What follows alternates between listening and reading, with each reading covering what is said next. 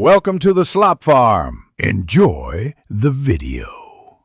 You begin by exposing the problem. Pull fabric away so you can see the slider and teeth clearly.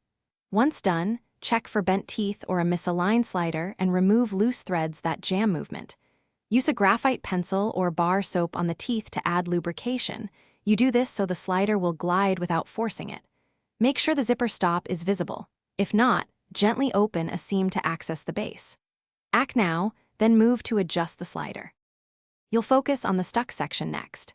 First, run more lubricant along both sides of the teeth, then try moving the slider up and down a few millimeters to see if it frees.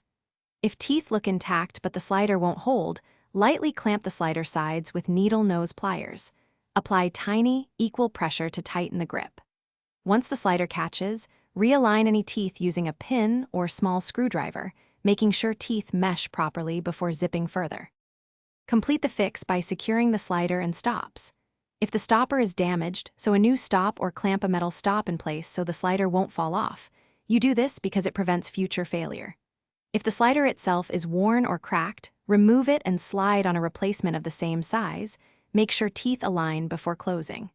Finally, test the full range several times, then stitch any open seam closed. If it still jams, inspect for hidden fabric caught under teeth. Thanks for watching. Consider subscribing if we helped you today.